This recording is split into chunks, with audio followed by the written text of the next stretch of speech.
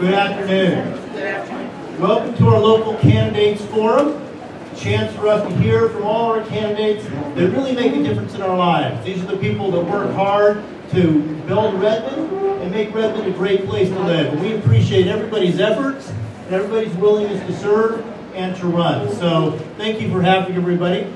We have multiple people here. We're going to have a forum where people have a chance to talk, which I think they get a 5-minute limit. Is that right, Tim? 2 minutes. 2 minutes. 2 minutes. Lots of them up there. 2 minutes. Wow, there's a whole bunch of people up here. I was up here last week to talk about the school bond, and they gave me 5 minutes. So I think you guys are getting ripped off. But I appreciate everybody being here as part of this. This event is sponsored by multiple folks. We'd like to thank members of Rotary that were part of this. Louise over there on that. There's your Rotary. We'd like to thank members of the Kiwanis. They're helping sponsor that. Kiwanis. Louise has got a better presence in the room. What's that? Kiwanis seems to have a better presence than in the Rotary. I'm going to Rotary myself. So. And then finally, the Redmond Executive Association is your third sponsor on that. I'm lucky enough to get to serve as the president this year in that group, and that's a lot of fun. So thank you to the Redmond Executive Association. All right, our moderator today is Tim Trainer. So Tim, I'm going to give it to you. All right, thanks all. Oh, and Recording in progress. there we go. Okay, we are official. Okay, great. The random generator started with Councilor Evelyn. So. All right, Councilor Evelyn, we'll start with you. You're our first up, and you have 2 minutes as an introductory statement. Good afternoon, everyone. Good afternoon. Timer over. Time's over. Good afternoon, everyone. Good afternoon, everyone, and thank you guys for coming today. Louder.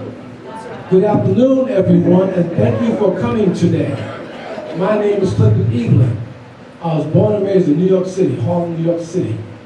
I went to parochial school and public school in New York. When I graduated from high school, I went to New York University, studied business management and business administration. And life has been like a chapter in a book. Well, first of all, I want to say thank you guys again for coming. I'm excited to be here. I haven't spoke in front of a lot of people in a very long time, but you know what, it's okay. I know you guys are nervous, right? Okay, good. So anyway, you know, city council, I love city council. Being a city councilor is very important. A lot of people think that we just move around and do whatever we do, but that's not the case. What we really have is a very complicated and complex position. You have to know a lot, you have to learn a lot, and this has been a great learning experience for me. I think I'm pretty intelligent anyway, but the fact of the matter is, a lot of this is new. I'm working with some great city councilors. That's my partners and colleagues. I'm learning a lot from them. As you guys know, I was in law enforcement. I got a law enforcement background. I've done 20 years. I got 30 plus years of leadership and management experience. But I tell you what, you always learn in life. And with my colleagues, I've learned so much about water, about trees, about whatever else you could think about. But it's been a great experience. And I just want to say that I'm here today to look for your vote. And I want to thank all you guys for coming today.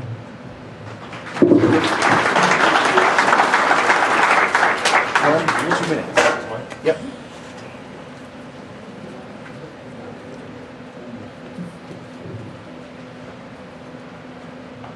Good afternoon, everybody. First of all, I just want to say thank you to the Senior Center for hosting the Kiwanis International Rotary Club of Redmond Executive Association, and Jennifer Stevens for putting this on, and Tim for moderating. So thank you. So I served in the United States Navy, where I went to school and I graduated at the top of my class. I went on to graduate Petty Officer Leadership Training, and I went on to play a pretty vital role in Operation Enduring Freedom and Operation Iraqi Freedom. I ended up earning actually a Navy Achievement Medal from the Secretary of the Navy. After my military service, I earned a business degree from Oregon State University here in Oregon. Went on to run a successful groundwater testing business. Then that experience really taught me a lot. It taught me about navigating complex challenges, managing operations effectively, as well as how to make decisions that have real life impacts on people as well as the environment. For nearly 5 years, I worked for the city of Redmond, gaining firsthand knowledge on how the city operates from the inside. This experience gives me a unique perspective, one that I think is unique and valuable for a city councilor. I've seen where things work and most importantly where they don't. I understand the challenges that our city faces, but I also know how we can improve, enhance our transparency, and how to make it better for the people of Redmond. 15 seconds. I'm ready for city council because I believe that we need leadership that is transparent and listens to the people of the city. And I'm committed to addressing pressing issues like homelessness, affordable housing, while fostering a business-friendly environment that supports growth in our families and local businesses. Thank you.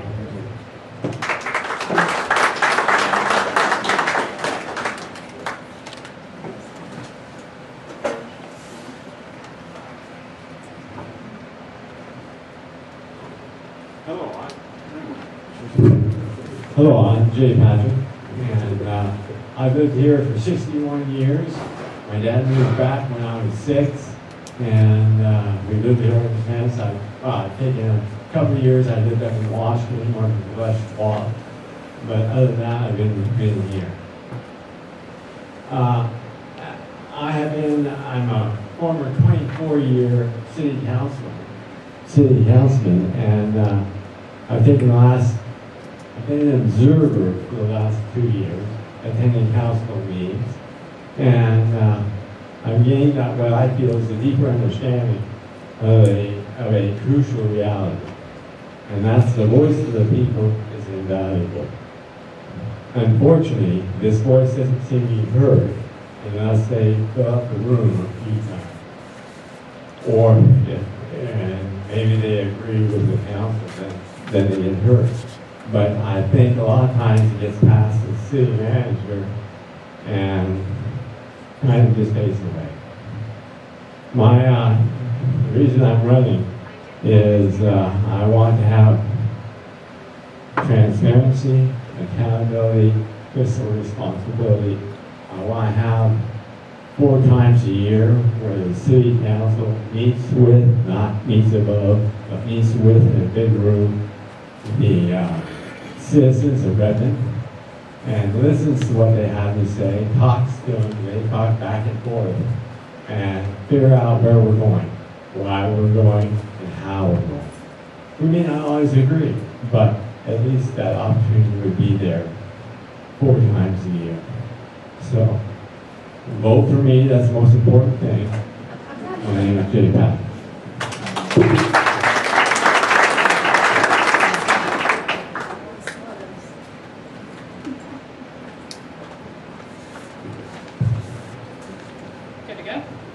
All right, thank y'all everyone for being here. I am Shannon Wedding. This is a very unique experience for me because the last time I ran 4 years ago, it was during COVID. All of this was virtual. So I didn't get to stand in a room with everyone and see your great faces. I am running for re-election because I truly support the city and love the council we have. We are very functional, we work together well. Some of my background, I'm an engineer, I'm a licensed civil engineer. I have an MBA as well. I was born and raised in Texas, so I went to Texas Tech. But when I moved here several years ago, I saw the need for a technical mind on council. You'll see it in my voters pamphlet statement. Infrastructure doesn't have an opinion, but Redmond is growing. We can't hide that fact. So we need to grow responsibly and focus on infrastructure and how we can accommodate that growth without growing too rapidly, whether they be annexations and taking more time to approve those, review those. That's a big part of my heart. There's also a lot of other things. Water is a big topic in our city. Again, water engineering, that's near and dear to my heart. So I focus, again, more on the technical aspect of things and bring a different insight because I've worked on these large capital projects. I managed a multi-million-dollar budget for a city that had 2.4 million people, and that was just the drinking water system.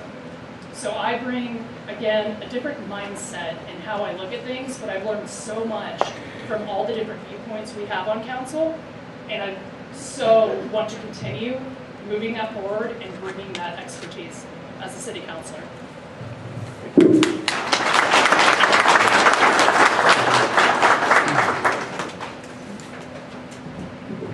Good afternoon, everyone. Can you hear me in the back? Good. My name is Tobias Colvin. I am on council, but I didn't run 4 years ago. I was appointed to Ed Bitch's 2 years, and I'm very appreciative for that opportunity. My family chose Redmond.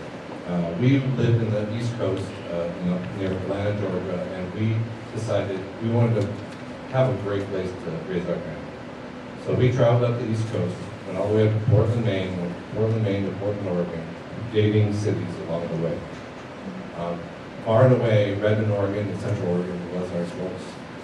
We chose to put our roots down, and we were so glad that we did. I was honored to be part of the reopening of the new Redmond Hotel, which is called SCP Redmond currently, and being a part of a partnership with the city and private business to restore something historic that brought a lot to downtown over the last 5 years. During this time, I also was able to be on DURAC, and Downtown Urban Renewal Advisory Committee, and become the chair of that committee to help bring investments to our downtown. I was also honored to be on the chamber board, and this experience has taught me a lot about the city and how it runs. The last 2 years on council has been very eye-opening, and we are growing very, very rapidly, as was said. And we have to be nimble and look at every single thing that we have going on to make sure that it's growing responsibly in the way that we as citizens want it to, not just the way it's done. So, I am running for city council, and I appreciate your vote in November. Thank you. All right, thank you. Now you'll have 1 minute to respond to some questions. Some of these come from the spokesmen and spokesman readers, also from Kiwanis, members of the Redmond Senior Center, and Rotary. So, Mr. Lawyer, we'll start with you. From your perspective, how has city government worked, especially the last 2 years? What has the council accomplished, and were there any missed opportunities? 1 minute. I've got no mic here, sorry. The question was about city government. What has city government accomplished in the last 2 years, and were there any missed opportunities? So I think that the current city government has done a fairly good job at lining up capital improvement projects that the city has needed for a long time. We've needed a wastewater treatment plant for 10 years. It's just about to get started. The public safety building, they needed that probably 10 years ago too. And I think they do a good job at, like I said, planning for those projects. However, I think that where more vision should be appointed to is actual concrete solutions for homelessness. I think currently there's just a lot of Band-Aid fixes, and the problem's not getting any better. They're just spending a lot of money with not really any solutions that are actually permanently fixing the problem. So those are probably my answers. Great, thank you. Mr. Patrick, we'll go to you. That doesn't work. Okay. Over 2.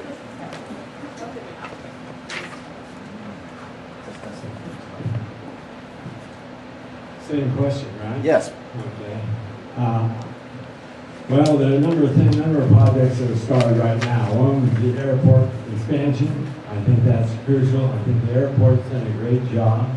I was, Zach, the manager out there, I was on the airport board while I was on council. And I think that they started down that road before I left. And they're doing a great job. Like Alan said, the water wetlands project is also going to give us the sewer we need for the next 30 years, and it should be expanded. And the police is the other one. We've done that. So we're doing that right now. and it's a crucial building for our public safety. And I would squeeze one more in, but I'm done.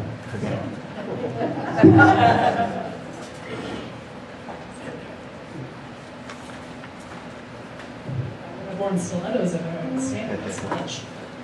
So, in my 4 years on City Council, I know the question is regarding 2 years. Jay's already mentioned the public safety facility, the wetlands complex, a lot of the large-scale CIP projects we have going on, but what people don't also see are the water conservation projects that we have going on. We have pilot projects going in to change the landscape and see how we can conserve water, because as I said, Redmond is growing, right? And we're fighting with the state to try to utilize our waterways. So how do we do that? We're looking at annexations and being thoughtful in how we annex properties in and have the infrastructure needs associated with those. We are constantly knocking on legislators' doors about the 97 corridor and alternate routes, say the East Side Arterial, that's moving forward here in Redmond. That's another big project that the current city council has put through. So there's a lot that goes on behind the scenes outside of those large capital projects that I truly feel this council has progressed forward and will continue to do a great job.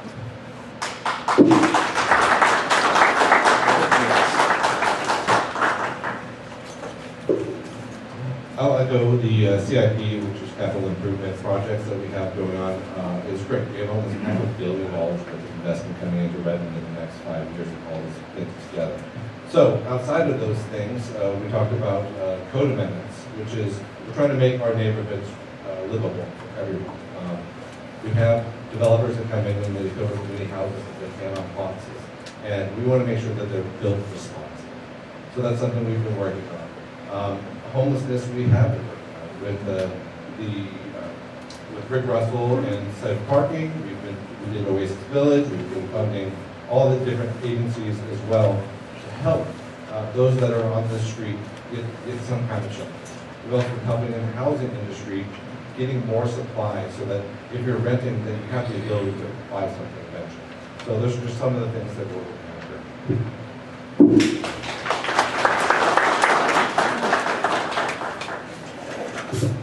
Thank you. Well, I don't want to echo what everyone else said already, but what I will tell you is that this city council and mayor has done a great job. We're moving forward, and one of the biggest issues that we had was homelessness. Everyone was willing to let homelessness go, and we knew what the outcome of that would be. And we only had two options, and a lot of people are still upset that we did what we did. But we did the right thing. And as you can see, safe parking is going well, Oasis Village is going well, and the city is growing and it's vibrant. That's the most important thing. You know, we can't waste time just having little bickering arguments over nonsense. We need to look at what we really need and how we're going to grow and move forward. And I believe that this council and this mayor is doing exactly that. So I'm very happy. All right, Mr. Patrick, we'll start with you. The next question is about marijuana. In November, voters will vote about keeping or removing the ban. Do you support keeping the ban on marijuana dispensaries in Redmond? And if you support dispensaries, how would you regulate them? And how would you use local tax dollars raised by marijuana sales? 1 minute. 1 minute, yes. Okay. The marijuana issue. 2 years ago, when the mayor took over, one of his platforms was to put dispensaries in Redmond. Attending city council meetings, I spoke several times against that, the other side.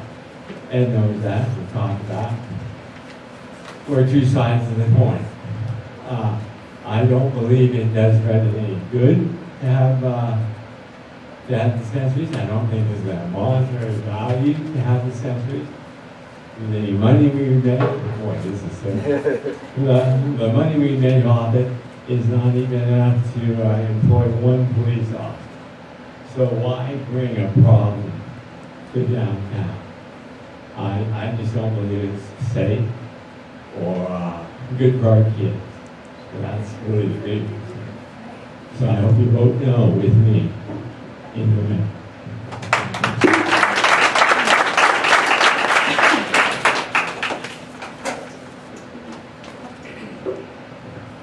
So dispensaries. For me, this is a two-part answer. Personally, do I want them in Redmond? No. But there's a reason this city council put out an advisory measure on the ballot, because we want to hear what the community thinks. We don't want to make the decision for the community, we want input. I think that's critical. I think it's important as a city council for a couple of reasons.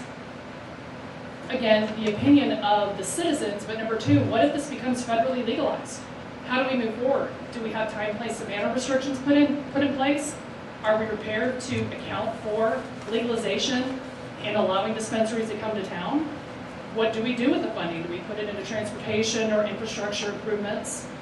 There are so many different facets to this topic. I think as a council, we just need to be ready in the event that if they do come to town, how we handle it. Where would they be located?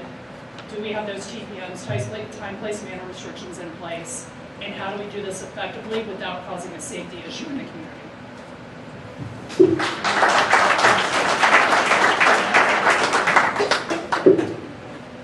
For this issue, for me, is a little bit more personal. My father passed away in 2016 from brain cancer, and one of the things that the doctor told them is brain cancer causes seizures, and marijuana is one of those drugs that can help alleviate that. It helps people with epilepsy as well. It helps people with anxiety, depression. It is more medically useful as a drug. Do I want it in Redmond? I would, but it's not necessarily my point of view. It is something that we as a community need to make a decision. So that's why I supported us going to a ballot measure, because we want to hear what the community wants. If we don't have it here, that's perfectly fine with me. But I want the veterans and the people that want this medicine to have access to it locally if they want it.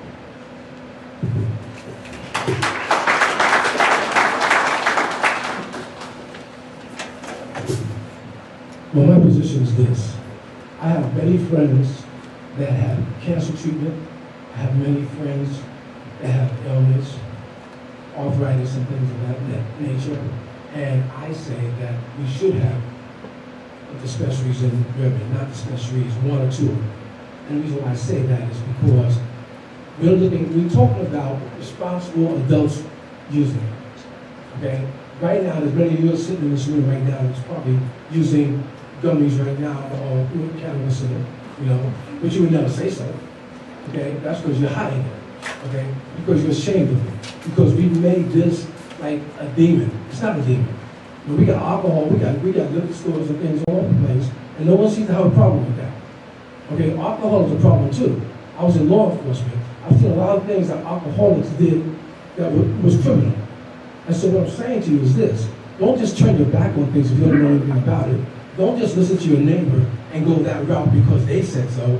Do some research. I started on the board of the Sheriff's Department in Clark County and in Vancouver.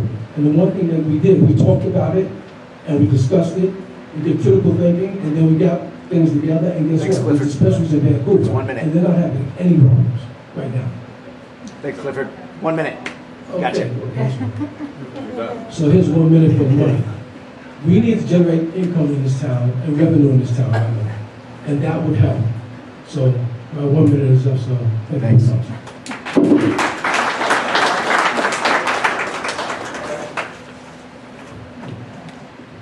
So my viewpoint on marijuana is this. I don't think Redmond needs marijuana dispensaries nor psilocybin dispensaries, or whatever they're called. For the reason of, one, I understand that there's a medical aspect to marijuana. The revenue that it brings in is minuscule at best, and it honestly just brings in more problems than it'll solve. It's not like there's marijuana dispensaries 20 minutes north or 20 minutes south, so it's not like you're unable to get to your the marijuana that you desire. But I just don't think it's right for the city of Redmond. Councilor Wedding, we'll start with you. The next question is about what do you believe is the proper role of the city in supporting programs to address homelessness? If elected, what would be your approach and how do you judge success? Man, that's a tough one to get started on. The city's role is to take into account how it's affecting the city. we know there's an issue. It's our job to partner with the county, with service providers, to find an effective solution. We've seen Oasis Village be a success. It's not to put a Band-Aid on something, it's to find an effective solution that's sustainable, that's providing people the services that they need and that will be around long term and not just in a few years lose funding and no longer be beneficial. So it's critical for us to work with those partners and find those funding sources and actually thoughtfully put together these projects with a plan and not just move people to a property because we want to move people. Have a structure in place. Have those resources available for them to be able to access. Encourage them to get into these programs. And I really feel that's where the city's role is. We acknowledge that there's a need. How do we work with our partners? Because as a council of 7 people, including the mayor, we can't do it all. But we know there's a problem, and that's why we made it one of our council goals 2 years ago, or last year. Yeah, the question was, what is the city's role in supporting programs to address homelessness, and how do you judge success? Sorry, I'm getting the question. So the question is about homelessness and what is the government's role. I think in the last 2 years we have, as I said in my opening statement, taken an active role in managing our neighbors that are here in Redmond. There are people that are on the street, they're creating fires and BLM lands that can affect us. And we need to do something to help, but also control the population. So we have Oasis Village, which is a low-barrier shelter that will get people off the streets. I won't get into the Boise thing, that's just a lot into the weeds. We also have the continuum of housing I talked about. So we have everything from being on the street all the way up to market rate homes. It's filling in those gaps so that people that are in apartments can get into homes, so that people that have vouchers can get into apartments. Because right now there's not enough supply. So government's role is to help along that whole continuum to get people either out of the dirt, into apartments, into homes, so that we can have that transition moving. Thank you.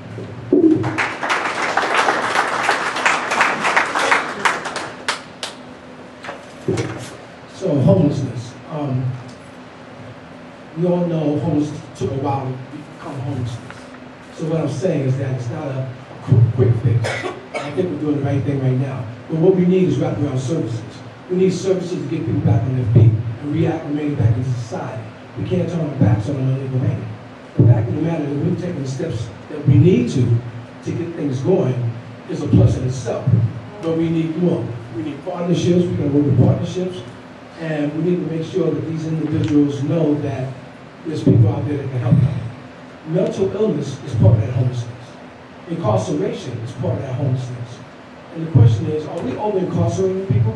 Because in my professional, we are. We're overpopulated. I mean,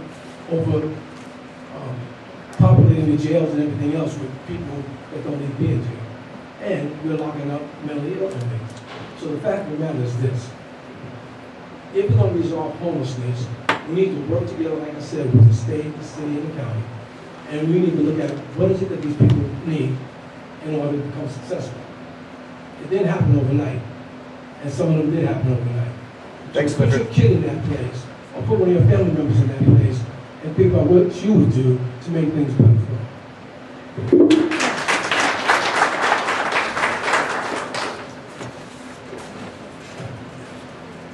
So what is the government's role in addressing the homeless issue?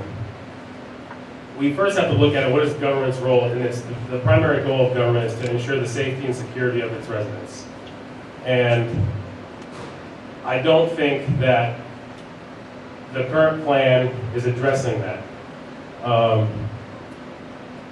You know, my 5-year-old, society and government has more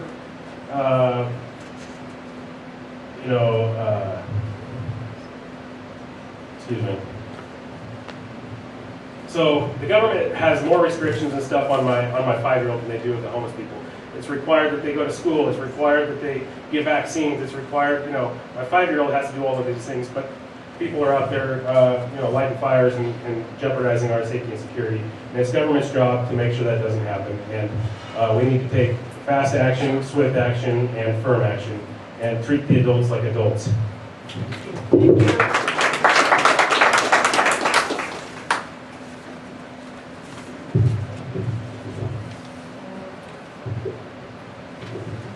All right, we're going to move real fast. I'd like to take this time to, I'm going to categorize it. There's drug addiction, there's mental issues. They're both big factors in homelessness. There's alcoholism. And there's the people who just live in the woods and they don't want to follow any rules. So if you take and move all those people in one group, I would say that's where the state and federal government need to pony up some money, rebuild what they tore down several years ago, and staff them, and have professional people help those people through their issues. But the other issue, or the other group, is those who need a hand up. And if someone wants to work towards getting back into stable housing, a stable job, I'm extremely willing to help that person. So that kind of sums it all up.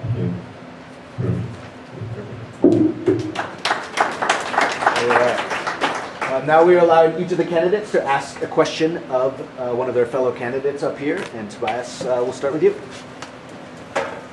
The person you ask will have a minute to respond.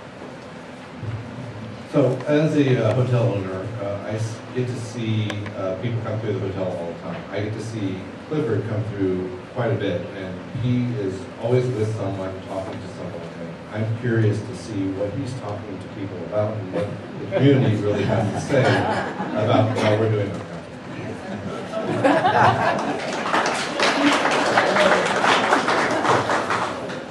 He's trying to steal my secrets. Well, what I talk to people about is coming to Redmond and living in Redmond and how great Redmond is. Because Redmond is a great city. We may have our differences, and that's okay. But the fact of the matter is this is a beautiful city, and it's growing, and it's vibrant, and I think it's very important. And they stay in Tobias' hotel, as I do. And it's just a great thing. People, we need to communicate. That's what the problem is. We don't communicate. And you go in here and say, everybody in Paris will be here. Do research, read a book. I mean, you got to know what the hell you're doing in this town, you know. If you're going to run something and be around people and have opinions, then make sure you know what the hell you're talking about.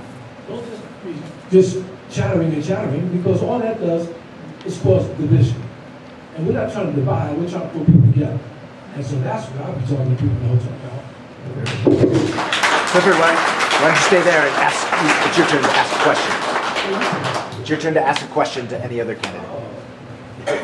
Because I was in law enforcement and know nothing about engineering, I would go to my expert on my left-hand side here, Miss Shannon Wedding, the engineer of it all, because I want to know what makes them tick.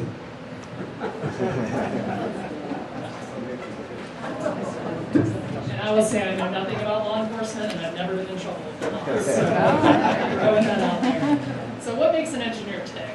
For me, with my diverse background, I was a consulting engineer for many years, designing large projects, very similar to the public safety facility and the wastewater plant. Then I flipped over to the public side of things and managed a budget, a team of 70 people, so I truly know what it takes as a human to run a team of that size. So I have mass respect for Keith and everyone that has to corral everyone and understand what's going on in day-to-day to keep the city running. Then I went over to the dark side of things, as we call it, on the private side, and that's where I really utilize my MBA, and I get to talk to a lot of people. That's my job. What does the industry need? What do people need? And I think that really lends into my role as a city councilor, because we want to understand what the community needs. We want to provide what the community needs. So I'm definitely not the engineer that sits behind a desk. I like to talk to people, and I think that's critical in how my day-to-day job really lends for me to be a successful city councilor.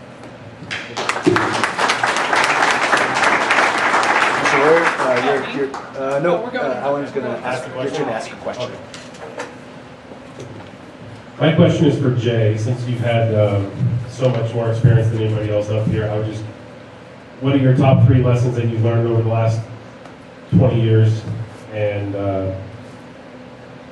please enlighten us. Please enlighten us. I'm sure I'll do that.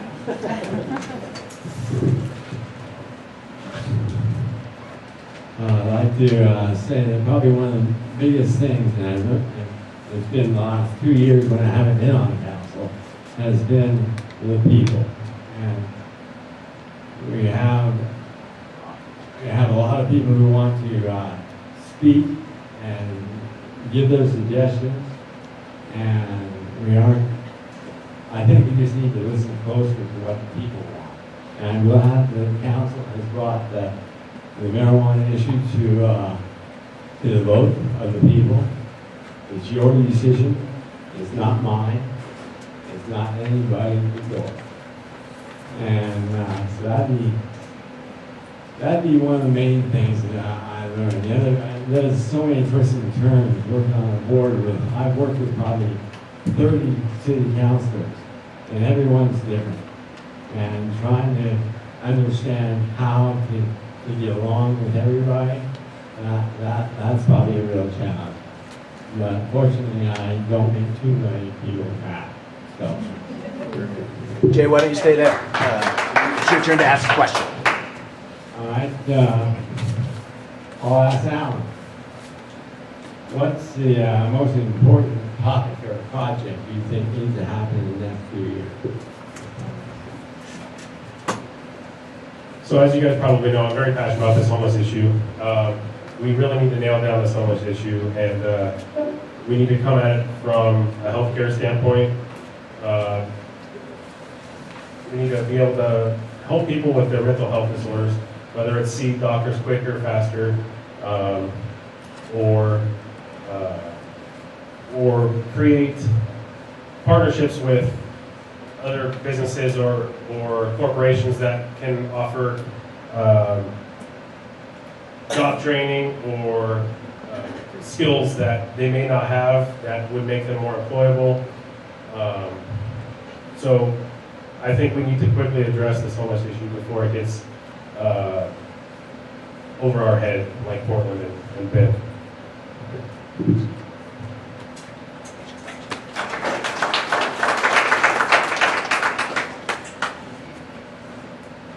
Well, as all of y'all have heard, we have a very diverse background of experience in different industries, which really bodes well for a city council. I'm going to lob my question at Tobias. Similar to what makes me tick, Tobias has a vastly different background than I do, being a GM of a hotel, being in hospitality, and I'm really curious from your perspective how that's lent to what you feel are successes and what you feel you brought to council as part of your background.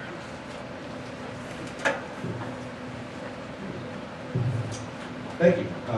So, hospitality is a very unique career path. You get to talk to people from various different backgrounds every single day. And some are positive, some are negative. So what I brought to council in my experience is talking to people, but also tourism. So we look at Bend, we look at Sisters, and they have a definite idea of what tourism means to them. You go to them, you know what they're offering and what they have. Redmond's kind of been the kind of go-through. You fly into Redmond and you go somewhere else. So the last 2 years I've been working with our tourism committee to have an identity for Redmond as a tourism destination while trying to keep us, Redmond, the same. So we'll hear very, very soon our new marketing campaign for Redmond as a tourism destination. And that's really what I've kind of brought to this council, is making Redmond something that's special to go to as a tourist.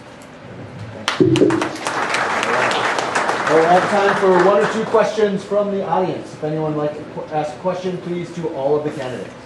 Yes, sir. I know that just going between here and Bend, that everything is growing.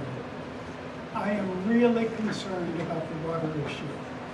I came from California 10 years ago, and when I came up through California to come to Oregon to live, We were on such strict water rationing. The wells had run dry in Fort Bragg.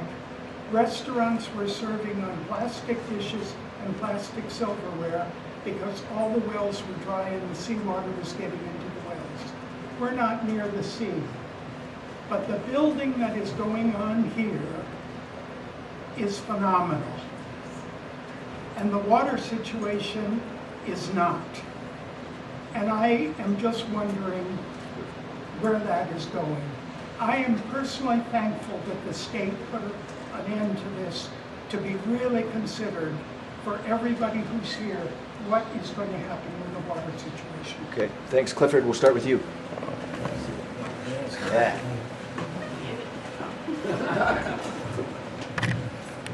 I don't know I was going to get this question. Okay, first of all, I'm not the water expert. We have a gentleman by the name of Josh Redding who keeps us posted on how things are working and the flow of water and everything else about water. We have a mayor that's consistently having meetings discussing what's the best way to approach this, conserving water in our city and things of that nature. We also have a chair, which is Cass Wicker, who also pays close attention to a lot of that as well. Like I said, I'm not the expert, so I'm not going to stand up here and act like I know what I'm talking about. So one of my other colleagues would like to step in, I guess. Yeah. All right. We'll pass you on. Yep. Yeah, Alan. So thank you for your question, sir. It is a very eye-opening situation that we find ourselves in. One opportunity that I think that I see the city having is water reuse with the new wastewater treatment plant. We could supplement golf courses and excuse me, other thirsty turfs with water reuse out of the wastewater treatment plant, so we can not pull so much water out of the ground, drinking water, to be watering that kind of stuff. So I think that is one thing that we could be looking into to minimize our water use.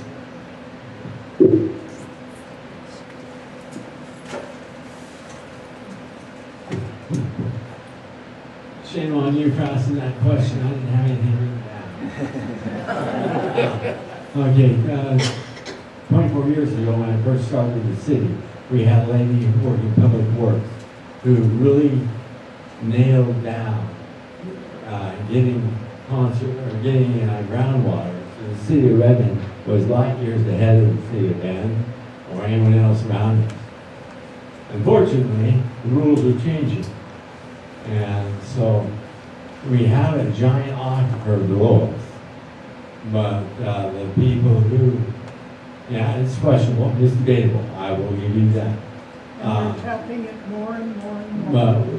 But we have, whatever the case, we have rules.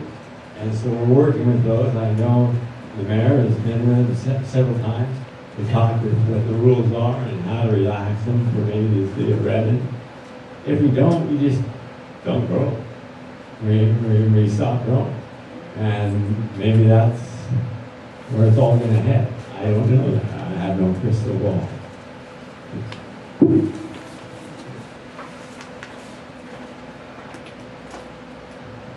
Oh yeah, water.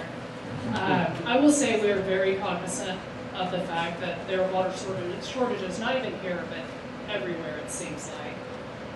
We've looked at reuse options. I don't disagree with Alan. A lot of times those are cost prohibitive. When you look at the location of where the new wastewater facility is, you're looking at all the additional infrastructure that's associated with that, all the electrical costs to pump, to put in the new pipe. So we proactively started looking at our city code. As I mentioned earlier, the 3 pilot projects that change out turf to more xeriscaping style, so we can see what the impacts on the water usage are associated with that to reduce water usage. We've looked at the fact that a lot of citizens' hands are tied by their HOAs. They have to have turf. So we've looked at state legislature, how can we work with HOAs and allow residents to put in the xeriscaping or the pea gravel that they want to reduce their footprint at their house for their water usage. A lot of people are very cognizant. We've implemented AquaSmart, which is a way to Aquahawk, excuse me, which tells you how much water you're using. You can set reduction goals. It'll tell you if there's a potential leak. Mic drop. I have to stop.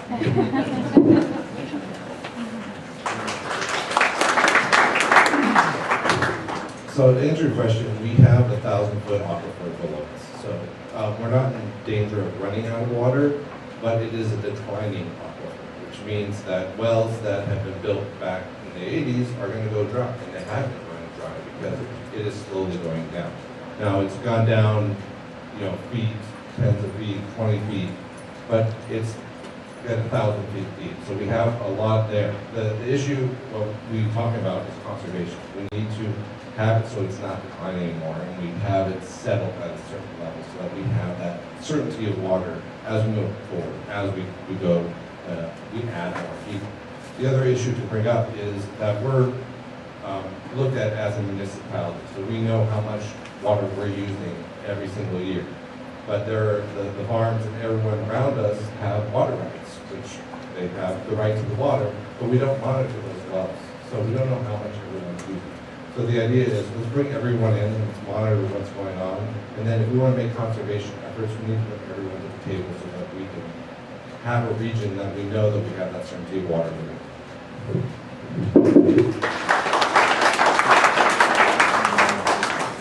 Okay, we're going to move on quickly to candidates' closing statements. You have 2 minutes, right? You each have 2 minutes for closing statement, and Alan, we'll start with you.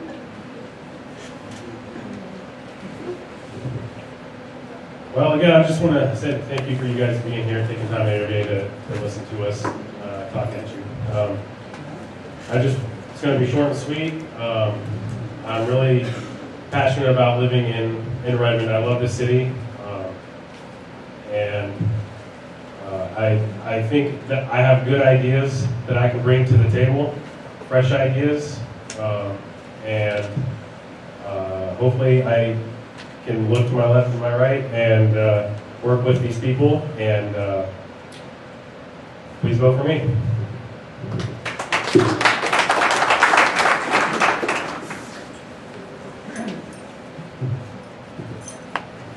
It won't be very long either, but I want to tell you, when I started on council back years ago, we had a fantastic fiscal manager, and about halfway through my tenure, now we have Jason Knapp, who is a fantastic fiscal manager, and he does great for the city of Redmond, always has, and I thank him for that. What I think we need, I'm going to step out and say what I think we need is we need, like I said earlier, transparency, accountability, and the fiscal management in our staff and council, so that we can throw everything on the table with the citizens, and everybody sees everything, and we can make good decisions and move forward. I think that the best opportunity is to have communication.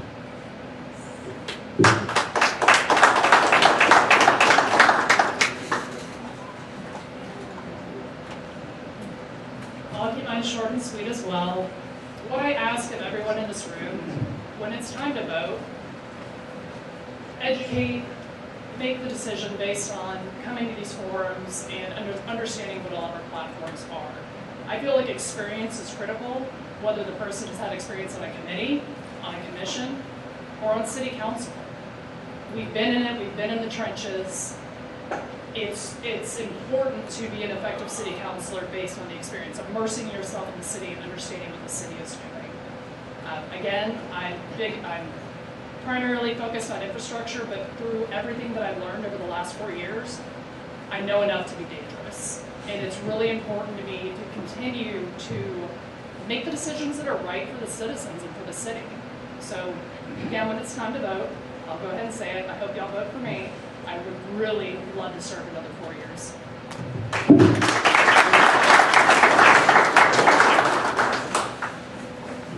Since they're short, I'm going to take all their time. Yeah, go for it. Got some leftovers.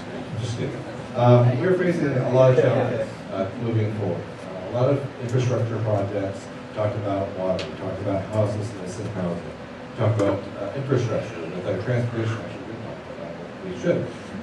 We're growing and we need all this happen. So we need experience on council. And I would say council is not about one person. It's not about me. It's not about anyone here on the panel. It's about the 6 councilors and the 1 mayor. Because you have to have 4 people agree on anything to do anything. So I've been very proud to work with my fellow councilors. We have a diversity of opinions currently on council, but we find a way to work together. And that's really important. We have far right, we have far left, and I kind of say I'm Switzerland, and I try to bring everyone together and move forward. So that's what I would like to do for the next 4 years, is help move our city forward in a responsible way together. So I would appreciate your vote in November. So Tobias Baldwin, ready to the council. Thank you.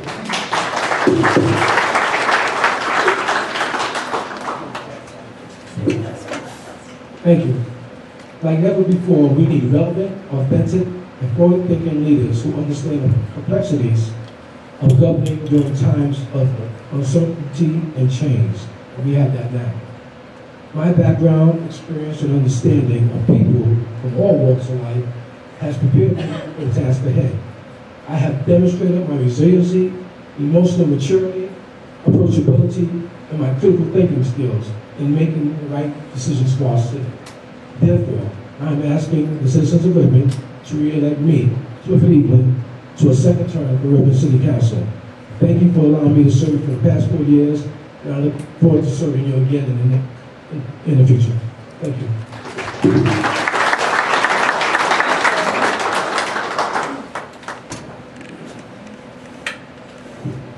Okay, I'm going to take my for just a second. With the closing statements, you all are dismissed.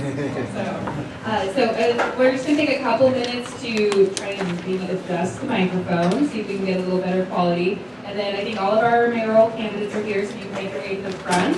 Just give us about 2 minutes is all, so if you need a bathroom break, there's a bathroom in the hallway.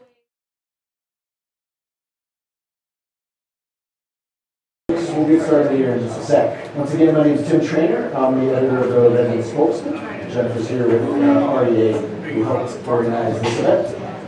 We will hopefully have time for 1 or 2 questions from the audience, so please raise your hand and we'll get you as many as we can. Same format as last time, 2 minutes for an opening statement, 2 minutes for a closing statement. We're trying to get through a lot of questions with 1-minute answers. So we chose randomly, and Kat, you're first for a 2-minute opening statement. All right, can you hear me in the back? That's the most important thing. Fabulous, because I'm horrible on the mic. So, I'm Kat Zwicker. As you know, I'm currently on City Council. I'm the President of Council. I've been on Council for 3 years, not 2. I was appointed to fill John Bullock's seat. Prior to that, I was on the Urban Planning Commission since 2019. And I've been the head of several organizations in a presidential capacity throughout Central Oregon since 2015. And I also sit on the Impact Board. So I do have experience in leadership. I do have experience directing people. What brings my passion to this position and what makes me want to run for City Council is not only further transparency with council, but with the public, with being able to hear and engage with you. Often I feel like we make a decision and our conversation has been to the point of, we're going to discuss this, here's your moment to talk about it, and then we come back to you and say, we've decided and this is what it is. So I just want to make sure going forward that everybody knows not only what we're talking about, but how we got to that path, and why we feel the decision we're making is there, and have that full community buy-in. And again, that's one of the main reasons I'm running for council. We have a great council, we are doing great things, and I really feel like that yes, it could be the status quo. But one more little secret, I can be in this for 2, 4, 6, 8 years, 10. I'm not going anywhere. So I would be a long-term solution to getting the job done. Thank you.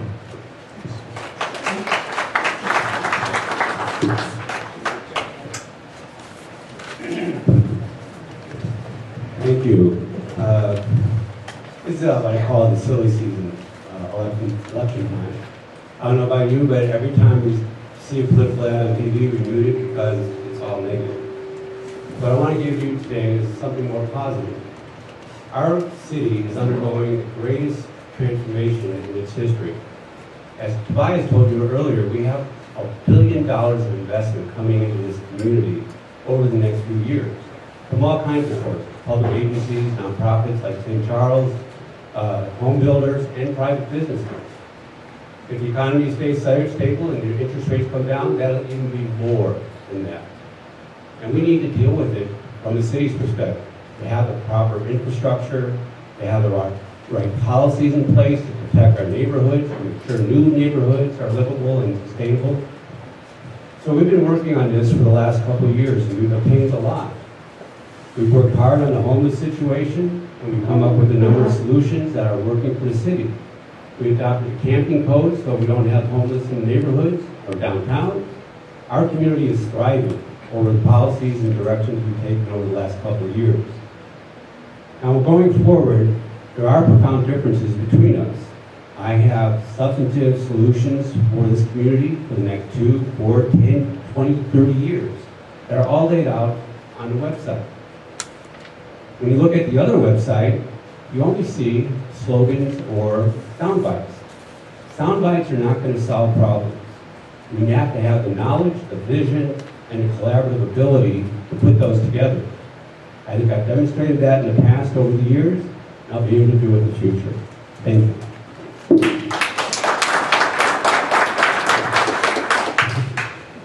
Hi, I'm Charles Wilson here. Please vote for me for Redmond. Mayor, thank you. I'd like to thank Kiwanis Club. I'd like to thank Rotary. I'd like to thank Redmond Senior Center. And I'd like to thank Tim Trainer and the Redmond spokesman for putting this on. I'd like to thank all of you for being here. If I'm elected mayor of Redmond,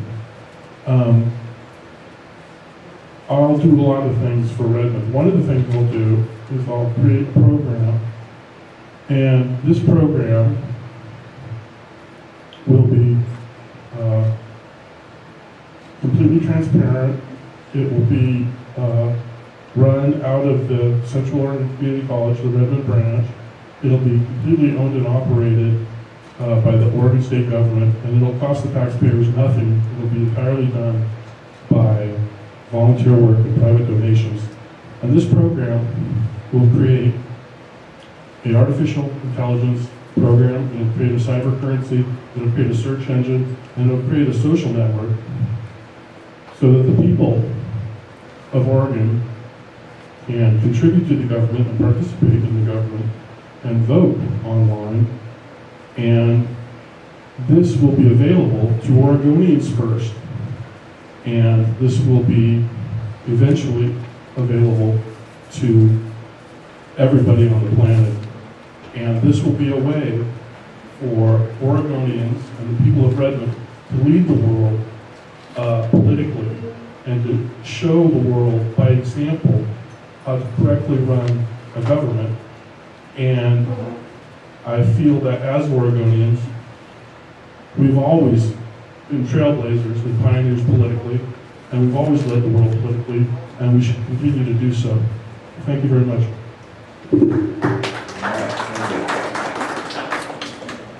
Mayor Fitch, our next question is for you. You have 1 minute to respond.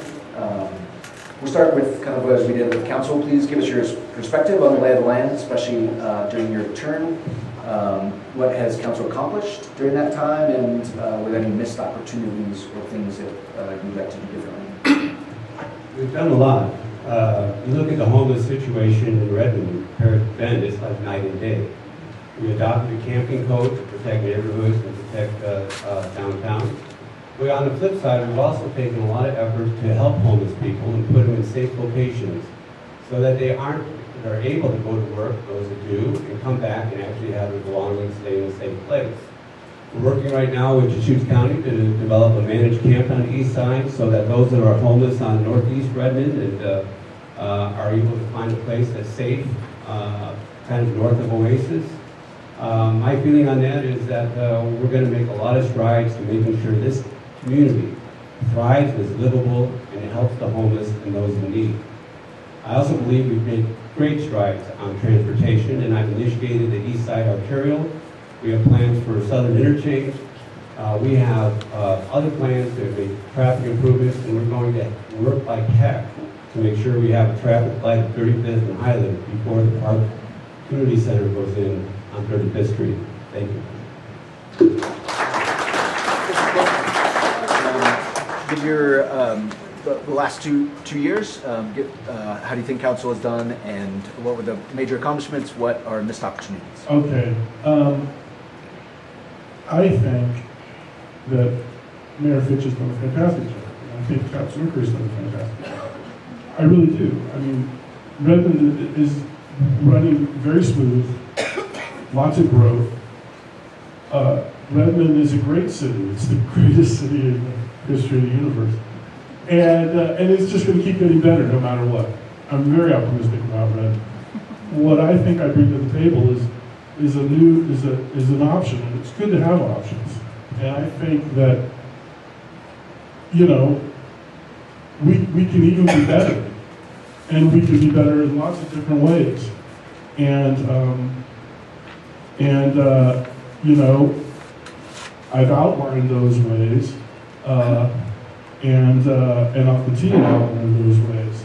But I just think that we need more of a global vision. We need more of an online vision.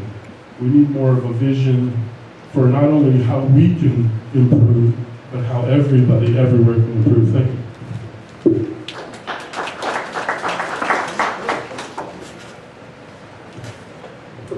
I somehow feel like that's a loaded question since the council works as a team and the accomplishments are those of the council.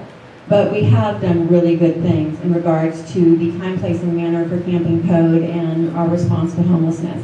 And working with the Coordinated Homeless Response Office, we are working diligently and with the county to bring our camping code more regionally because it has made a positive impact. And we are looking at that northeast campus to help get people off the streets and into a managed camp where they can get services and make those next step forwards. All of that is important.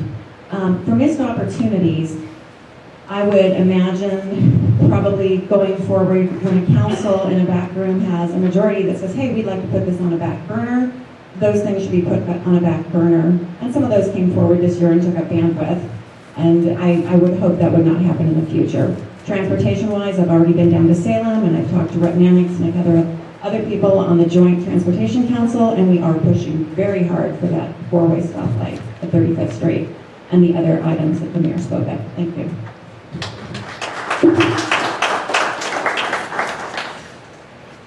Charles, we'll start with you here. The simple question is, what do you think is the biggest difference between you and the other candidates? Well, I think the three of us here are really smart, good people who do really good work, and we all have the best interests of Redmond in mind. I just have an idea for Redmond moving into the future in all Central Oregon and all of Oregon. Government is changing so quickly online that we need to get ahead of the curve, and we need to have a vision that includes all of Oregon, all of America, all of the world. We need to set an example. We need to lead by example. We need to do the right thing here in Redmond, and then we can tell everybody else how to do the right thing. We need to provide leadership for the state of Oregon. We need to provide leadership for the country, and we need to provide leadership for the world. And I think that is what I bring to the table, and thank you very much. Mayor Fitch. I think key differences are experience, knowledge, and a vision. I've worked on a lot of issues here in Redmond for a long time. I've been working on an alternate route for South Highway 97 for years. We finally came up with one with the East Side Arterial. I think that from U Avenue all the way up to Maple Avenue will be open up a lot of property. It'll be a great route for people to access the east side from the west side of Redmond. I also came up with the idea of a southern interchange that will tie in Canal Boulevard and Humboldt with Southwest 19th Street. That'll take time, but at least we have a plan. I've opened up our government in the last 2 years like no other mayor has. We've had open agendas. There's never been a hesitancy to put something on the agenda for discussion with the public and with the council. We initiated 3 charter amendments to open up the city council and the mayor's office for new people to come in with term limits and a prohibition of the same family members being on. All these were overwhelmingly approved by the voters. My goal is to make this city open, transparent, and to work for the people to accomplish these goals.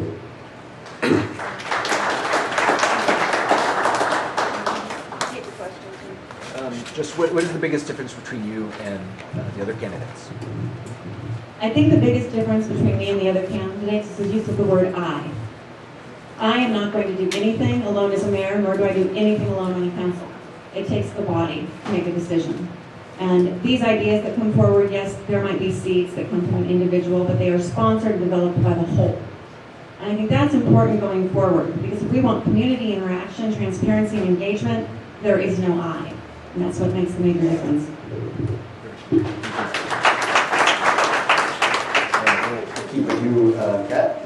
The next question is, how much time will you be able to devote to the mayor position? We have dedicated time residents can get in contact with you. I can devote as much time as necessary to the mayor's position. I know I do own a real estate brokerage and I do work, but I manage to do quite a bit now, and I can delegate. One of my best skills is delegating. So I feel like that if I need to devote a lot of hours, I will have them there. And you can ask my mother in the back. She never sees me. But I do the job. I never stop until the work is done. Thank you.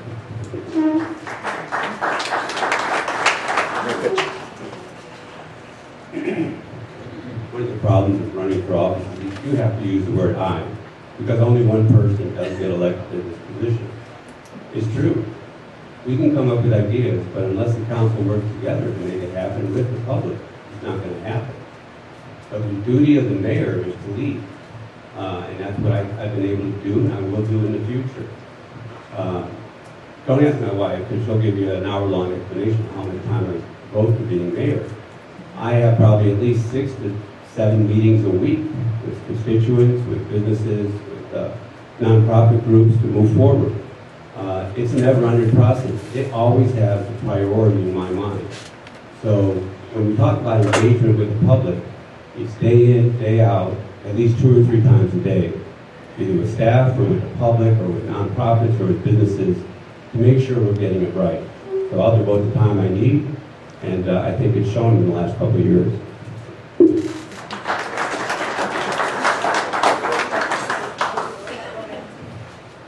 I'll devote all of my time to being mayor.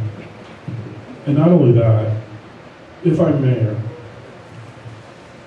every week I will meet with the people in Centennial Park all day long and talk to everybody about anything, unless there's snow or ice on the ground, then it's not going to happen. But that's as open door policy as you can get. You can't get more open door policy than that. So I will devote all of the time that I have to being mayor, and I will always talk to everybody about whatever they want to talk about every week. Thank you.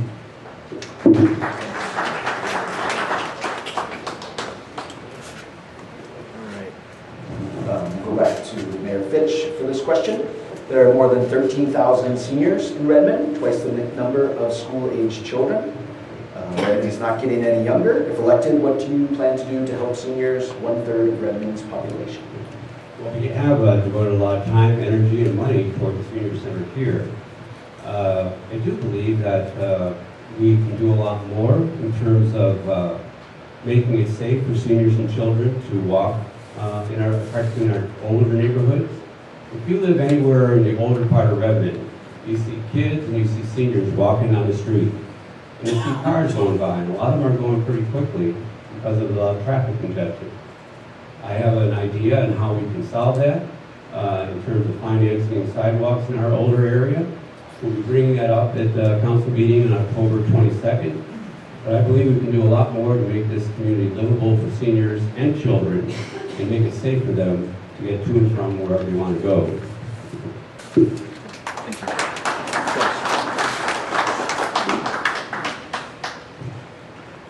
I'm 55 years old, so I think I'm officially an old person. And I love being an old person. So I am with you guys.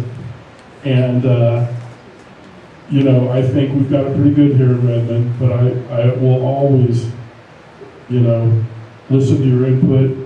You guys know what you're talking about because you've been around the block like me. And I just look forward to hearing your excellent advice and following it. Thank you.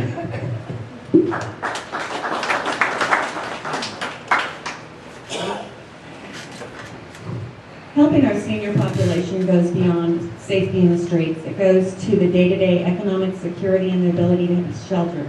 One of the things when we're looking at affordable and workforce housing that we have not specifically addressed and need to have an eye to is affordable housing for our senior population. As the cost of living goes up, as taxes go up, people are being priced outside of their homes. So we need to find a way to fund living that allows people to stay in the community they've grown up in and live day in, day out with making, you know, good choices. And good choices include affordable senior housing. And we can do that just like they did in Matters through LIFT funds and an H+ area, someplace that does permanent supported housing and for rent housing. Let's look at that and make that a priority.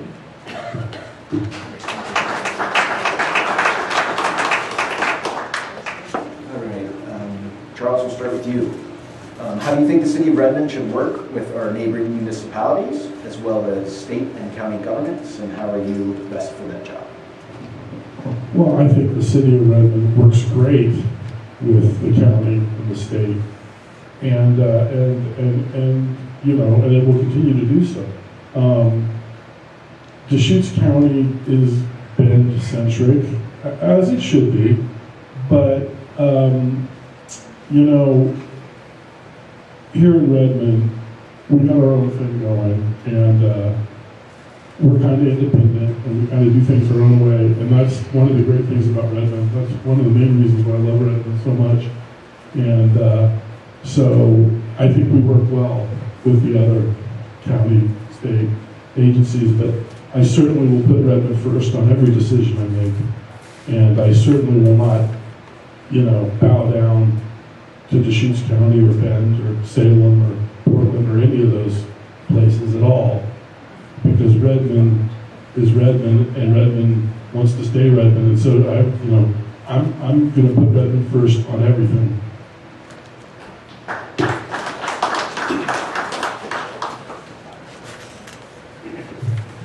About 25 years ago, we formed Central Oregon Cities Organization, which is all the cities in Central Oregon. And 25 years later, it's still operating and still strong. That was the organization that really helped us have a breakthrough on our groundwater issue with the state of Oregon. All the cities came together to support Redmond on that, and we were able to make a huge difference. We're working closely with Deschutes County on a number of issues, particularly transportation, and most importantly on homelessness.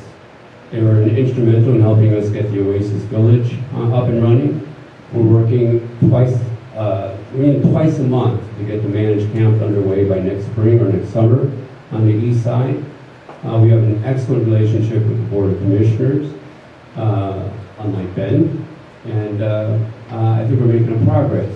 At the state level, I met with the future majority leader and Speaker of the House last night, talked to them about our needs for improvements on Highway 126 and Highland Avenue, and also on Core 3, which is going to be our emergency training center on the east side of town. As you may know, Redmond is going to be the center of relief for the Cascadia event in Western Oregon. And that's the big earthquake that will destroy a lot of the communities on the coast and in the valley. We've been selected as the relief center. Thanks, Ed. And I'm done. You got it. About to break down. Okay. I think regional cooperation is critical. We need to play well with our partners because that's how we interact to get things done. Everybody says if you build it, they will come in terms of homelessness. And that is not necessarily so. What I have found is by helping people learn from what Redmond has proactively done, they are correcting the problems within their own community.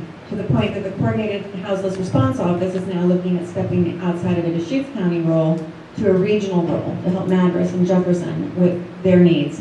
Not financially, but with oversight as how we are solving a problem. And this is good partnership. You don't want to have the problem grow, you want to have the problem be contained and solved, and I think that's helpful. The next thing is, again, the transportation, and the mayor is the spokesman for the city, so he gets to talk to the really fun people. But I have had the opportunity with Councilor Osborne. We have negotiated for transportation dollars, Oasis housing funding, and for North Point with great success. So I feel very comfortable talking to our state leadership and getting dollars back to the city.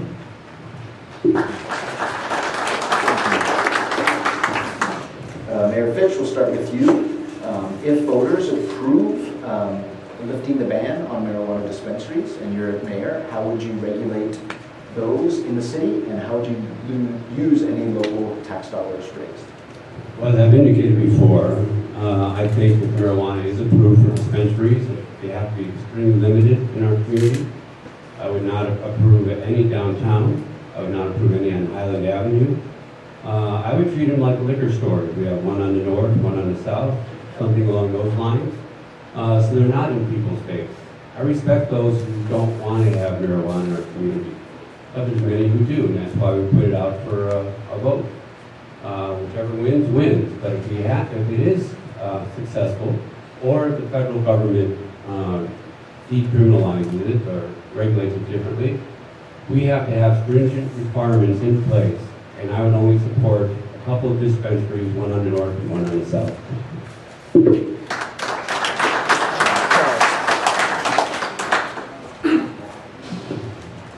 So I think that the voters of Redmond are going to approve marijuana in November next month.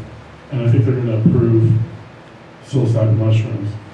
And if and when that happens, I think that, we should have as many pot shops as the market will allow, and same with shrooms. And that's what I think, and I think that's what'll happen. And when it does happen, that'll be great. And also, the money that is made will be substantial, and I would put that money into education. All the tax money that we make from this should go into the education department. Thank you.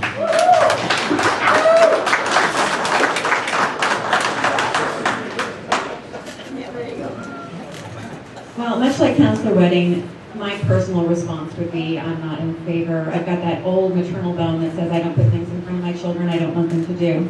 But I do believe that we will probably see an advisory or even a federal change that will bring marijuana to Redmond. And we are, as a council, making time, place, and manner restrictions very much like what the mayor just said to limit the possibility of those impacting our community.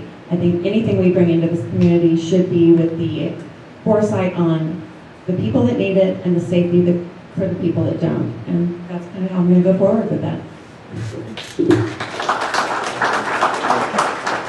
We'll stay with you while you're up there. This question is about affordable housing.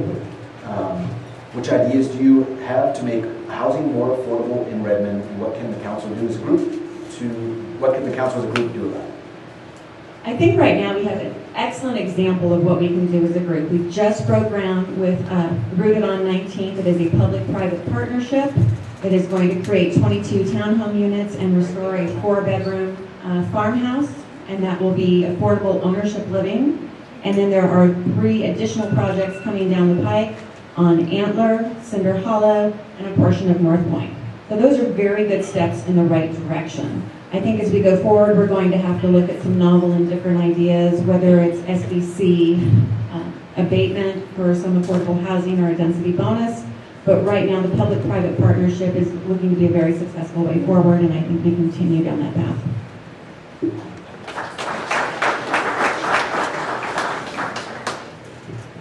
What she said. But we've been very successful. In fact, we were the most successful city in Central Oregon in getting funds for affordable housing. We got $8.5 million for infrastructure on North Point. But it's a difficult issue. The housing market is not great because of the high prices, because of the interest rates. Some of that's going to get corrected on its own in the private marketplace. But in terms of the city's participation, we have helped Housing Works, we're helping uprooted homes, we're working on North Point, Cinder Hollow. We will move forward on these. But again, it's a huge market issue, and I just hope interest rates come down and prices stabilize so that people can actually afford it on their own as well.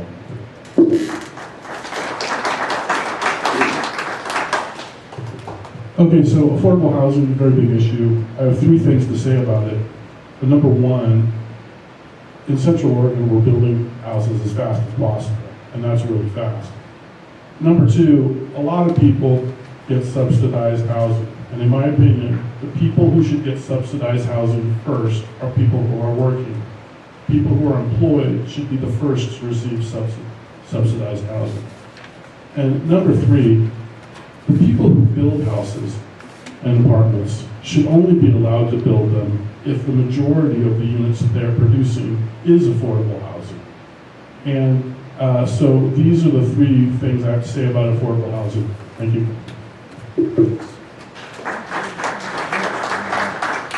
And Mayor Fitch, we'll start with you on this one. How will you help Redmond to stabilize groundwater levels and secure enough water for future growth? Water is a very difficult and complex subject. I think we've made a lot of headway. And the way we did that was we found rules in the administrative rules of the state of Oregon where water resources were not following them. We found a 1990 agreement between agencies that they weren't following. And so we were able to use that as leverage in terms of putting pressure on water resources to get us more water going forward. But the fact is this. In Deschutes County in Central Oregon, 90% of the people live inside cities. 85% of our economic activities in cities. Cities have to have certainty of water. So how do we enhance the stability of the groundwater? Through water conservation.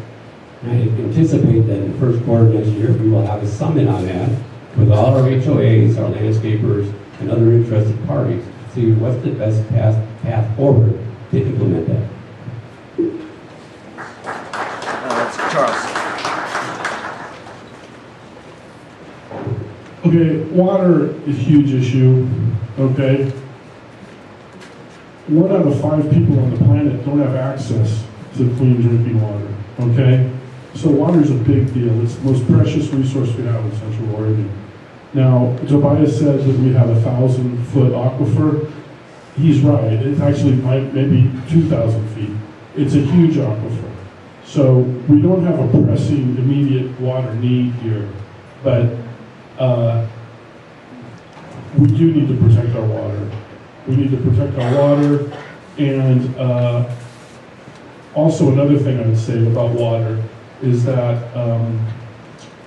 we should switch, when we use a fire retardant to stop fires, that's toxic, so we should switch to a non-toxic when we're fighting fires, because we don't want to poison our groundwater forever. And so this is a big issue. But right now, Central Oregon, as far as water is concerned, we're pretty good. We got a huge aquifer.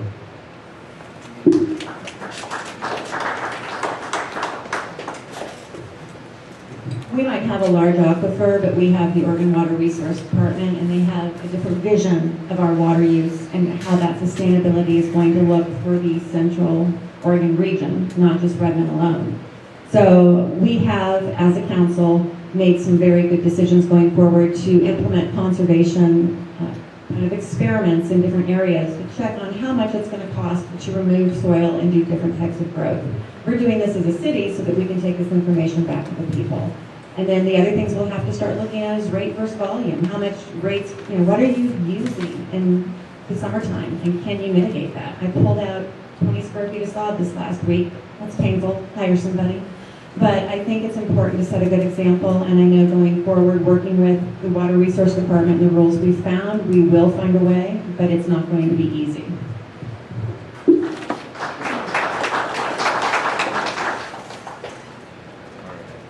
Charles, we'll start with you on this next question. Redmond has some complicated, expensive projects in the works, as people noted, transportation, new sewage treatment center, public safety facility, etc. As mayor, how would you use your role to oversee projects like that to make sure they are successful, on time, and tax dollars are used wisely? Okay, yeah, we've got a lot of big infrastructure projects here going on, the wastewater management facility, but you know, the airport is always going to be a major infrastructure project. But I think the biggest infrastructure project would be a bypass, completely east of Redmond, completely east of the airport, completely east of Bend. It would go from Terrebonne all the way to Sun River. I'm thinking 6 lanes with light rail in the middle.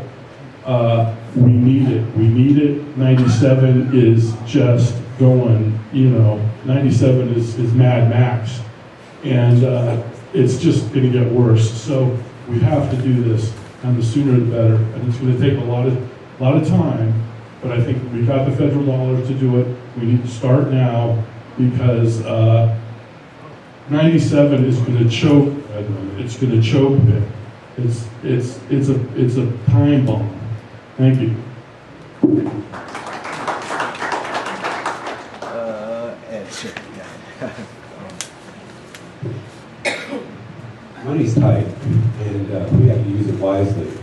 When we passed the bond for the new police facility, we put a cap on it so that we cannot overspend on it. I've been meeting with and we will make sure that it happens. Thanks.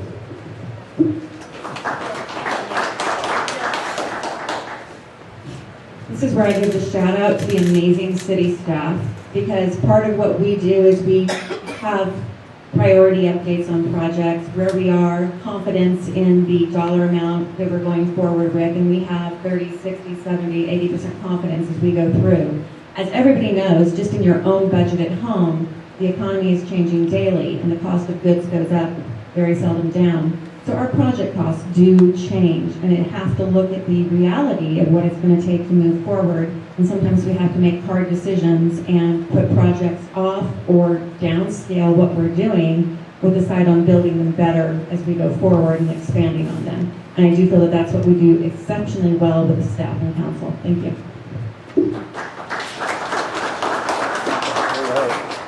Mayor Fitch, we'll start with you. This time we will allow you to ask any question that you like to another candidate. Why are you doing this? Kat, you've indicated that transparency is the main part of your platform, but I've never seen you bring that up in the last 19 months. We've had about 350 actions by the city, but I've never heard anyone in council say we weren't transparent enough or we weren't doing it correctly. And that's a great question. For transparency with the public, it's just as simple as our proclamations. The mayor sets the agenda, so when things come forward and we don't see them until they hit the agenda, there's not time for council to respond. We're not ready to talk to the public. That kind of deteriorates our ability to be transparent with process. So we need a little bit more time to move forward on things. I would say goal setting. We set goals every year for council to follow, and often there are goals that the majority will say, you know, these are low priority and we don't really feel like taking the bandwidth on them. We want staff focused over here, and yet those goals have bubbled to the top, and they have been things that we have dealt with.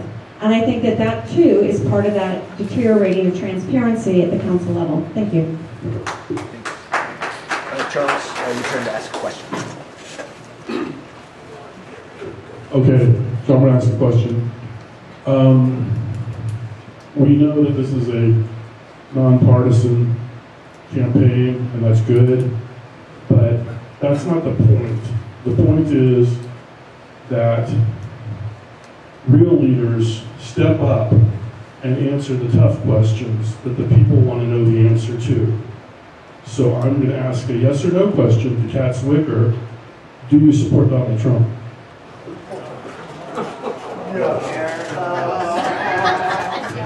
So next you're going to want to know my age, and I don't think that's appropriate either. So this is a nonpartisan race, and I find binary and divisive attacks from either of my opponents to take us off the task, I'm going to ask you to look at what I've done in the last 3 years on council, how I've acted in public, and who I've helped. And then you ask yourself, does it matter if I voted for Donald Trump or Kamala Harris? Because if that's how we're defining people, by a D or an R or a red or a blue or a pink or a purple polka dot, then I think we're making a mistake as a community and as a person in asking the questions about what is important. And what's important is the time and value people bring to this. But for those of you who don't know, yes, I'm a moderate Republican, and if that is going to affect your vote, it would have affected it the minute you saw it in the voters pamphlet. So that will answer your questions. Thank you.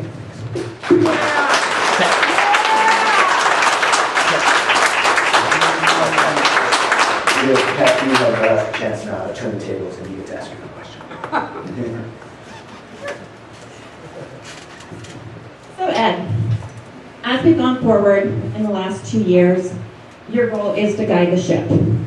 On certain instances with, let's just say, the golf course, LIDs, even the charter, these things are the things that have changed the course and were not on our high priority list. Can you tell us how those became high priority for the council? Well, the simple reason is the council agreed they should become higher priority. Take the golf course, for example. Their contract comes up next June. We have to deal with it one way or the other. That's how it becomes a priority on what we're going to do with it. Are we going to go out with a request for proposal or extend the contract? That's a timing issue. On LIDs, I firmly believe that that's a financing tool that will allow us to jumpstart a lot of projects. It requires the approval of those people who will participate in the district. It's a financing tool that I think can work on 27th Street, on sidewalks in the outer part of town. But these things come up because we should discuss any idea freely, openly, and we do. And on proclamations, the only proclamation that was an issue was a pride one. But everybody got it at the same time. In fact, it was proposed by Councilor Osborne and then put on the agenda. So I don't know what the issue there was, but it was just like every other one.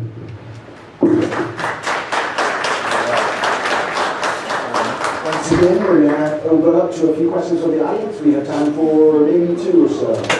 Sir, in the back. I'd like to talk about commercial industrial development. No one's talked about it yet today. But commercial industrial development provides the money we need to provide services to our residential area. It provides jobs for everybody. It used to be a council priority in the past that was real high up on the list. In fact, the city manager would have the Redmond Economic Development Manager in the Monday morning meetings with the department heads. So everybody was on the same page on what do we need to do to support industrial development. Talk about where it is today. We work closely with Redmond Economic Development. In fact, I go to most of their meetings. I think we're all on the same page. I work closely with Steve Curley on a lot of businesses that are looking at coming to Redmond or expanding in Redmond. Redmond is going to be the manufacturing center for Central Oregon. We have over 1,000 acres, closer to 1,500 acres of land to be developed for that purpose. The state of Oregon has almost 1,000 acres here that's to be developed for the benefit of the Common School Fund. That large lot industrial of 775 acres south of Juniper, we've invested $300,000 with state lands to do a master plan of Stewart Street, sewer, water, and other infrastructure issues. So we're moving decisively ahead on developing land for businesses, and both commercial, industrial, business sector to develop. When the east side arterial is completed in a couple of years, that'll open up that entire old Juniper golf course for development. It'll provide easy access all along the east side, and particularly from the western side. So I think we're full steam ahead on developing those types of initiatives for the benefit of not only Redmond, but the entire region.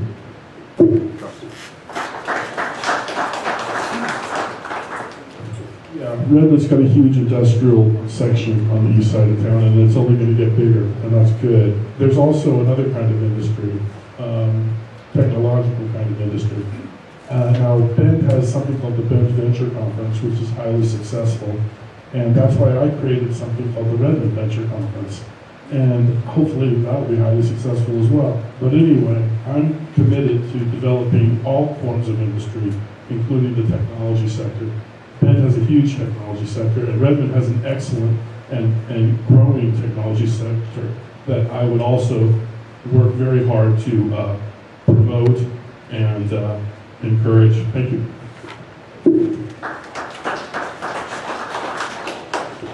I think Ed encapsulated most of this, but one of the things that we're facing for our large lot industrial area is access and the cost of that development. It's highly expensive right now for our business partners who are looking at it to come in, and so we've been working with Solutions. Solutions is the transportation corridor and then offsets to some of that sewer and water that we need to get in those areas.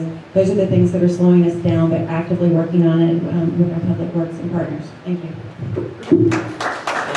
One more from the audience out there. John, in the back. So, quick question. What in the last administration, the last 2 years, do you think was a missed opportunity or your biggest regret? Kat, we'll start with you. So, John, I missed the last part. Missed opportunity or? Biggest regret. Biggest regret. I don't have any regrets in the last 2 years. Missed opportunity. I'm going to have to think on that for a hot minute. I think one of our missed opportunities might have been moving faster with some of our housing partners. I think there are things that we need to look at when it comes to breaking ground. We have some of the better permitting techs and things going on in Redmond, but as we look at North Point and we're still trying to get that out of the ground, I think we really should have been more forward and forceful with our partners on that to make it happen. I feel like that still is slower than I would like it to see.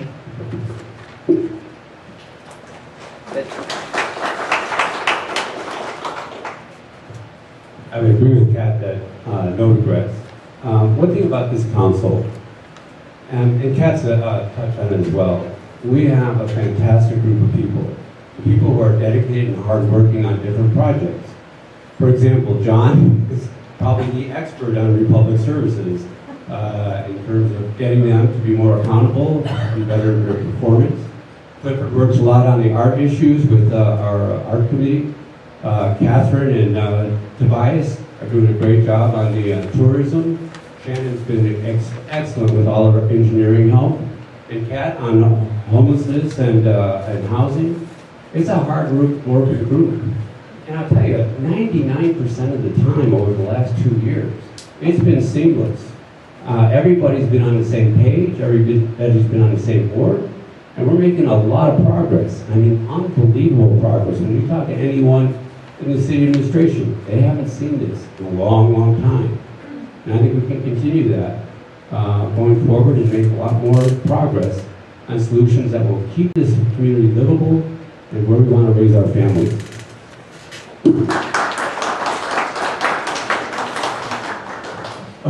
I'm going to give Ed and Kat both an A+. I would like to see more murals in Redmond. I would like to see a huge parking lot on the north side of the highway at Klein Falls. So I'd like to see more parks. I'd like to see more paintings. And, you know, it's hard to find anything bad to say about Redmond, but those are two things I'd like to see.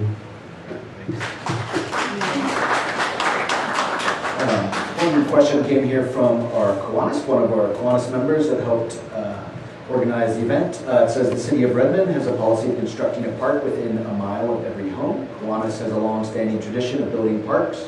It's partnering with Parks and Rec to build a park at the new swim center. Do you think the city should be a substantial contributor towards that effort? Let's start with you, Charles. Yeah, like I said, I'm for more parks, bigger parks. We need to make huge parks on the outskirts of town while we can, while it's easy to do that, because the longer we wait, the harder it is to do that and the more expensive it is to do that. So Redmond's very blessed to have lots of land, and where that land exists now, outside of town, we need to turn them into huge parks and then leave them alone for quality of life. And there's a lot of stuff going on to make Smith Rock a better park. Yeah, I'm all about parks. And the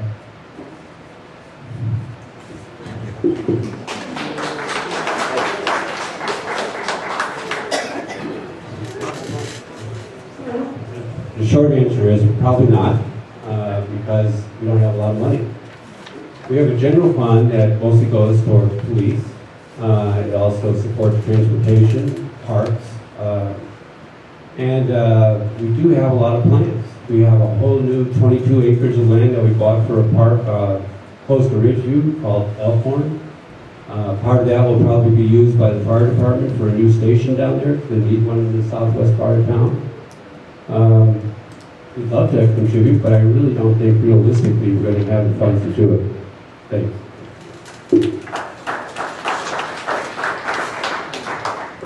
This will be my most unpopular answer of the evening. I would say probably not to know. The Redmond Area Parks and Rec District is a district. You already voted in a bond to pay for the swim center and a plan for that center. It's already been downgraded and downsized. Thank you, Kiwanis, for helping them with the park. That is amazing. But the city of Redmond has its own parks and rec. We maintain Sam Johnson Park, Hope Park, the Dry Canyon Trails. We have the property for the park that the mayor just spoke about. We work with every one of our developers and builders to make sure that there are parks in your neighborhood. I think that we are doing well in our parks and rec for the city of Redmond, and that the Redmond Area Parks and Rec District is going to be likely doing that park and funding on their own. Okay, it's gone fast here. We'll make sure we get folks out on time. We'll allow a 2-minute closing statement by each of you. Charles, we'll start with you.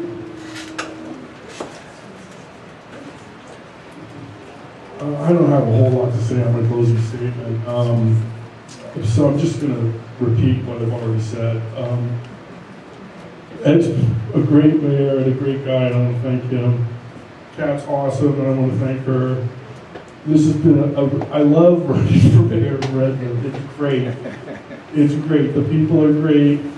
It's fun. You learn so much, and it's just a joy. I love this town. I love the people. I love everything about it, and I just love doing this. That's why I just keep doing it. And but I would like you to vote for me for mayor, sometime. And yeah. So thank you very much.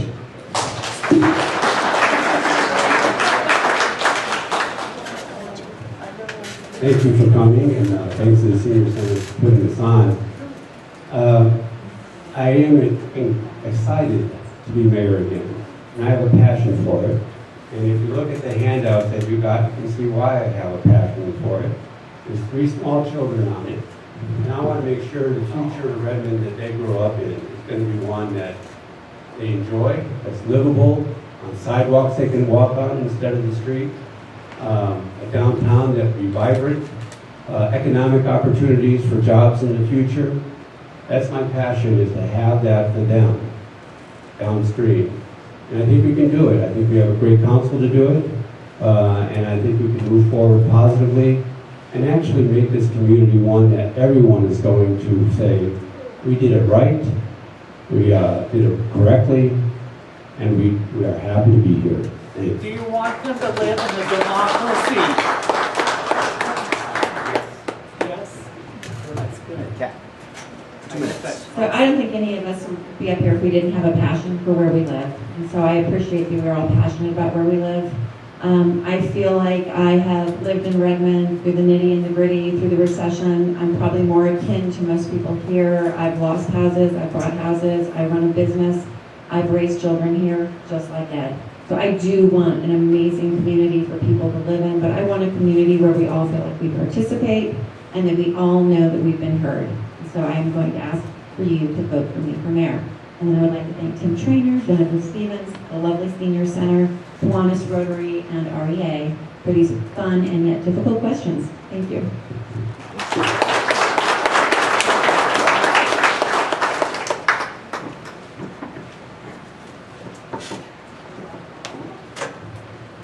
Hi, All right, well, thank you all. Last week we had a little different style than the panel, but thank you to all of our mayoral candidates. So could we give them one more round of applause, please?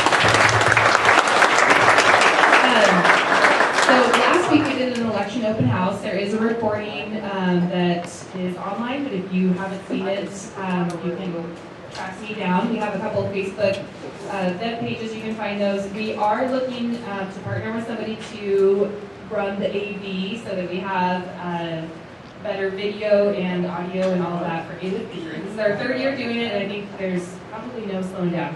I do also want to give a shout out to Dave over here. So Dave has been recording this, and it will be on the Kiwanis website too. Okay. So that is, yeah. So this wraps up our election coverage for this cycle, but feel free to, I see some candidates still hanging out in the room, so stay mix and mingle for a little bit. Randy, thank you for being a great host with the Redmond Senior Center. Thank you all for being here.